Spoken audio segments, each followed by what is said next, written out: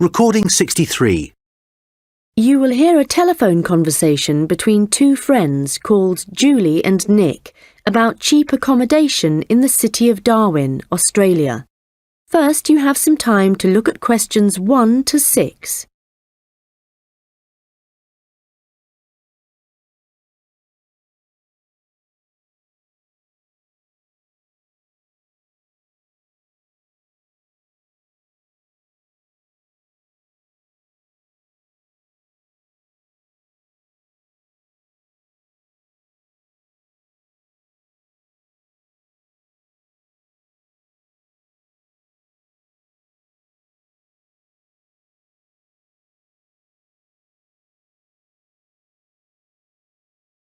Hi Nick, it's Julie.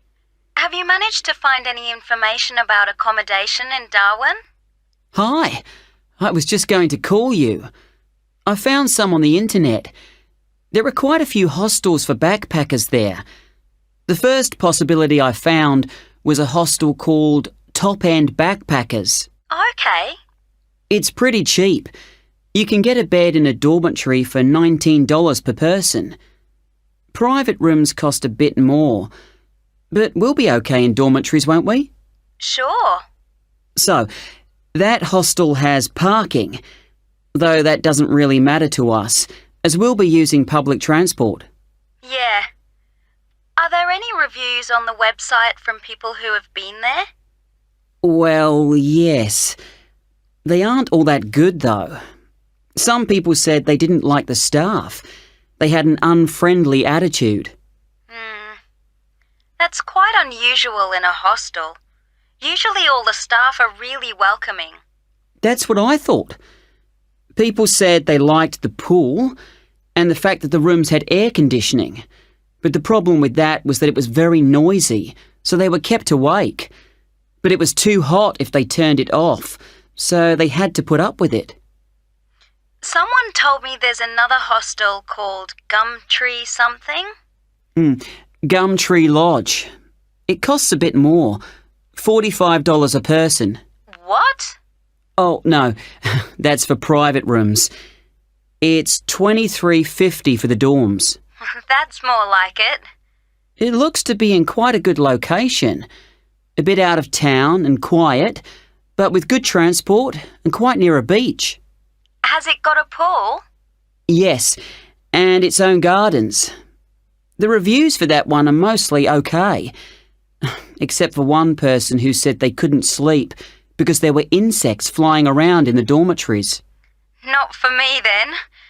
And I'd rather be somewhere central, really. Right.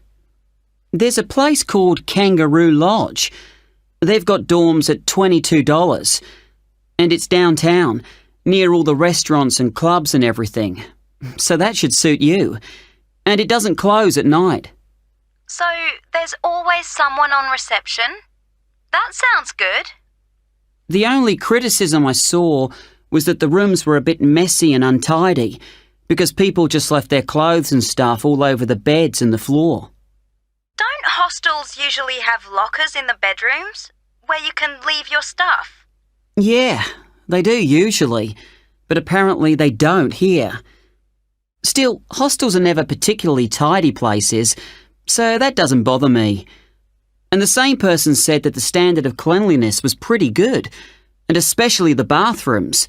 They were excellent as far as that went. Right. Yeah, I reckon Kangaroo Lodge sounds the best. Me too. Quite a lot of people reviewing it said it was really fun there. Like every night everyone staying there got together and ended up having a party. So it sounds like it's got a really good atmosphere. Okay, let's go for that one. Before you hear the rest of the conversation, you will have some time to look at the questions 7 to 10.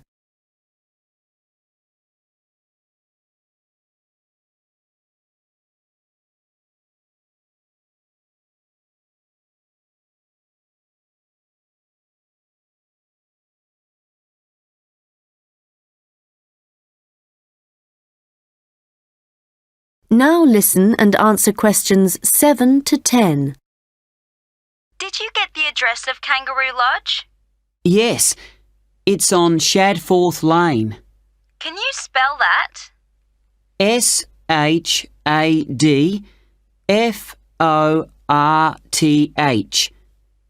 It's near the transit centre, where the intercity buses and the airport buses drop you off.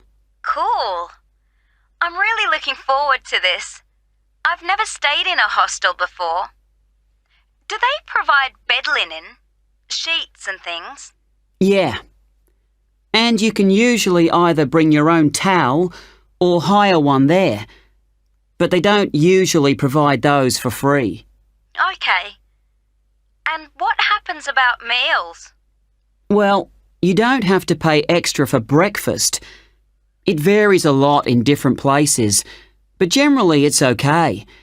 And there's usually a cafe where you can buy a snack or a hot meal for lunch. But actually, if you're really travelling on the cheap, usually for every 5 or 6 rooms, there's a kitchen where you can knock up a snack. And that saves a lot of money. Great. Right. Well, shall I go ahead and book that?